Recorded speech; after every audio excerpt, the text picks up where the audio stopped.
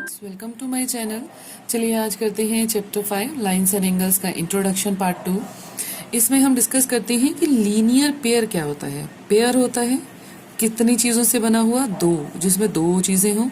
और लीनियर में आपको लाइन दिखाई दे रही है कि एक लाइन पर दो चीज़ों का जोड़ा किस तरह से। और जब एंगल्स की बात हो तो क्या होता है कि आपके कोई भी दो एंगल्स, कोई भी, जैसे एक यहाँ पर बन रहा है और एक साथ में ये दोनों जो दो एंगल हो गए, पेयर बन गया। और इन दोनों के मिलाने से एक क्या बन रही है, आपके पास सीधी लाइन बन रही है। तो ये दोनों एंगल्स आपके क्या कहलाएंगे, लीनियर पेयर कहलाएंगे। जैसे आपके पास ये दोनों एंगल्स हैं, इसी तरह से कोई भी दो एंगल हो सकते हैं। जैसे ये दोनों, अगर इसे हटा दिया जाए, आपको दो और एग्जाम्पल्स लेने हैं, तो कोई भी दो एंगल्स होने दो ही चाहिए, जैसे ये और ये। तो ये दोनों आपस में क्या बना रहे हैं, लीनियर पेयर बना रहे हैं, क्योंकि ये पूरी सीधी लाइन बनाते हैं। अब ये सीधी लाइन आपको हमने पहले डिस्कस कर ही ली कि इस सीधी लाइन का मतलब है ये टोटल एंगल आपके पास कितने डिग्री का है, 180 डिग्री का। इट मीन्स इन दोनों को, अगर ये आपका एंगल x है और ये y है, तो दोनों को प्लस करके कितना आएगा, इन दोनों को प्लस करके आपके पास 180 डिग्री आ जाएगा। ठीक है, तो ऐसे कोई भी दो एंगल्स जो दोनों मिला करके 180, जिनका प्लस करके 180 आता हो, और साथ ही साथ कंडीशन है कि वो दोनों एक दूसरे के एडजेसेंट एंगल्स होने चाहिए, एडजेसेंट हो साथ साथ, और एक लीनियर पेयर इस तरह से वो बनाते हो। नेक्स्ट हमारे आते हैं vertically opposite angles. Vertically opposite angles किस तरह से होते हैं, मान लीजिए आपके दो लाइंस इस तरह से इंटरसेक्ट यानी कि काट रही हैं। दो लाइंस आपस में जब इंटरसेक्ट करती हैं, तो जो ये एंगल्स आपको दिखाई दे रहे हैं, कितने थे, 1 2 3 और 4 एंगल्स यहाँ पर बनते हैं। तो इन्हें नेमिंग कर लेते हैं अलग अलग। जैसे यहाँ पर एंगल 1 और उसके बिल्कुल सामने वाला अपोजिट एंगल जो बिल्कुल इसके अपोजिट भी है, ये दोनों क्या कहलाएंगे, 1 और 3, ये क्या कहलाएंगे, वर्टिकली अपोजिट एंगल। एंगल यहाँ पर क्या है हमारे, एंगल 1 एंड 3 क्या है हमारे, opposite angles, vertically opposite angles हैं। इसी तरह से 2 और 4, 2 and 4 are also vertically opposite angles हैं। अब इनकी बाकी प्रॉपर्टी क्या होती है, इनकी प्रॉपर्टी होती है कि ये वर्टिकली अपोजिट एंगल्स बराबर होते हैं। इट मीन्स एंगल 1 बराबर इक्वल्स टू एंगल 3, इन दोनों की वैल्यू बराबर होती है। अगर ये 60 डिग्री है तो ये भी 60 होगा, अगर ये 90 है तो ये भी 90 होगा। इस तरह से इनकी वैल्यूज बराबर होती हैं। इसी तरह से एंगल 2 और 4 वर्टिकली अपोजिट हैं, तो इन दोनों की वैल्यू भी आपकी क्या होती है, बराबर होती है। ये प्रॉपर्टी आपने याद रखनी है। ये कौन से एंगल्स हैं, वर्टिकली अपोजिट एंगल्स। नेक्स्ट हमारे पास आता है इंटरसेक्टिंग लाइंस कौन सी होती हैं। इंटरसेक्टिंग लाइंस वो होती हैं, कोई भी ऐसी दो लाइंस जो आपस में क्या करती हैं, एक दूसरे को काटती हैं। इंटरसेक्टिंग होता है एक दूसरे को काटना किसी एक पॉइंट पर। ये दोनों के ऊपर पॉइंट है, ये पॉइंट इस लाइन के ऊपर भी है और यही पॉइंट इस लाइन के ऊपर भी है। ये कॉमन हो गया दोनों लाइंस का। तो ये इंटरसेक्टिंग लाइंस क्या होती हैं, जो आपस में काटती हूँ, और जहां पर काटती हैं जो उनका कॉमन पॉइंट होता है, उस पॉइंट को कहा जाता है पॉइंट ऑफ इंटरसेक्शन, कि जहां पर वो आपस में काटती हैं। नेक्स्ट हमारे पास होता है कि ट्रांसवर्सल क्या होता है। जब भी आपकी कोई दो लाइंस, जैसे आप इस तरह से कोई दो लाइंस ड्रॉ करते हैं, ये आपकी दो लाइंस हो गई, और इन्हें अगर कोई तीसरी एक लाइन इस तरह से कट करती है, ये इन दोनों लाइन को काट करके गुजर रही है, तो ये जो लाइन है ये आपकी क्या कहलाती है, ये कहलाती है ट्रांसवर्सल। इससे पहले हम लाइंस के टाइप भी पढ़ लेते हैं कि जो हमारे लाइंस होती हैं वो किस तरह से होती हैं, कौन कौन सी लाइंस होती हैं। लाइंस आपके पास होती हैं पैरेलल लाइंस। पैरेलल लाइंस क्या होती हैं, जैसे आपके पास ये दो लाइंस हैं, अब ये दो लाइंस ऐसी हैं जिन्हें आप जितना मर्जी आगे तक, जब तक मर्जी आगे तक बढ़ाते जाइएगा, ये कभी ऐसा नहीं होगा कि एक दूसरे को मिलेंगी आकर के, ये कभी एक दूसरे से मिलती नहीं है, बस ऐसे ही सीधी सीधी लाइन में बढ़ती चली जाती हैं। तो ये लाइंस जो आपस में कभी भी एक दूसरे को ना काटें, उन्हें पैरेलल लाइंस कहा जाता है। और इससे जस्ट अपोजिट आपका होता है non parallel lines. Non parallel यानी कि इस तरह की लाइंस, जैसे आपके पास ये दोनों लाइंस हैं, ये पैरेलल नहीं है। अगर इन्हें आगे बढ़ाया जाए इस तरह से, तो ये आपस में एक दूसरे को काटेंगी, ठीक है ना, इंटरसेक्ट करेंगी। तो इस तरह की लाइंस जिन्हें आगे बढ़ाने पर वो किसी न किसी जगह जाकर के आपस में काटें, इंटरसेक्ट करें, उन्हें नॉन पैरेलल लाइंस कहा जाता है। और ट्रांसवर्सल क्या होता है? जब भी इन लाइंस के बीच में से, चाहे वो 2 लाइनें हो, आप चाहे 3 हो चाहे 4 हो, कम से कम 2 लाइनें होना जरूरी है कि जो लाइन उन 2 लाइनों में से उनको काटते हुए गुजर रही है, जैसे ये काट रही है, अगर आपके पास 3 है या 4 है, तो जो ये लाइन गुजर रही है, इस लाइन को कहा जाता है ट्रांसवर्सल। इसी तरह से इन 2 लाइनों को भी जो काट करके गुजर रही है, वो आपके क्या कहलाएगी? ट्रांसवर्सल कहलाएगी। चलिए नेक्स्ट देखते हैं, angles made by a transversal. कि जैसे आपके पास 2 नॉन पैरेलल लाइंस हैं और उसमें इन दोनों में से एक ट्रांसवर्सल ये काट रही है। मान लीजिए आपका इस लाइन का नाम है L और M, और इसको कौन सी लाइन काट रही है? Z काट रही है। तो L और M लाइंस हैं नॉन पैरेलल लाइंस, और Z इज अ ट्रांसवर्सल, दोनों को काट रही है। तो यहाँ पर आप जब ये काटते हैं, जिस जगह पर काटते हैं, तो बहुत सारे एंगल्स आपको दिखाई दे रहे हैं। कौन कौन से एंगल्स उसने बनाए हैं और कौन कौन से उनके नाम हैं, वो इसमें डिस्कस करते हैं। जैसे देखिए, आपका ये ट्रांसवर्सल है, ये दोनों लाइंस हैं।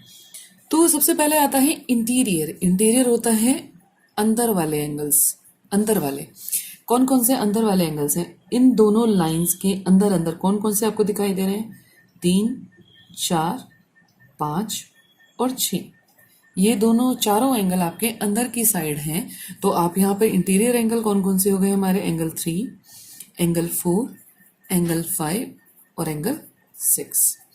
अब आती है बाहर एक एंगल्स की बारी आती है एक्सटीरियर एंगल्स की। एक्सटीरियर होते हैं आपके बाहर वाले एंगल्स, बाहर की कोई चीज है। तो जो ये दोनों लाइंस के बाहर है, वो कौन कौन से हैं आपके? ये 1, 2 और 7 और 8, ये बाहर की तरफ है। तो ये हमारे पास हो गए 1, 2, 7 और 8। तो ये आपके एक्सटीरियर एंगल्स हो गए। नेक्स्ट हमारे हैं कॉरस्पॉन्डिंग एंगल्स। तो देखिए इस डायग्राम में कॉरस्पॉन्डिंग एंगल्स कौन से होते हैं, जैसे हम डिस्कस कर लेते हैं कॉरस्पॉन्डिंग एंगल्स। जैसे आपकी ये 2 नॉन पैरेलल लाइंस हैं, ट्रांसवर्सल काट रहा है, तो कॉरस्पॉन्डिंग होगी एक ही साइड। जैसे आपके ट्रांसवर्सल के एक साइड है ना, तो एक ही साइड होंगे, या तो वो लेफ्ट होंगे, या वो राइट होंगे, या वो ऊपर होंगे या नीचे होंगे। देखिए किस तरह से, कि जैसे ट्रांसवर्सल के इस साइड हो गए, तो एक ही प्लेस वाले, एक ही जगह वाले, कि ये ऊपर वाला एंगल है तो ये भी ऊपर का। ट्रांसवर्सल की एक साइड ऊपर है तो ऊपर दोनों एंगल, जैसे एंगल 1 और 5, जैसे आपके पास यहाँ पर एंगल 1 और 5, तो ये दोनों आपके क्या होंगे? कॉरस्पॉन्डिंग एंगल्स होंगे। दूसरा पेयर क्या होगा?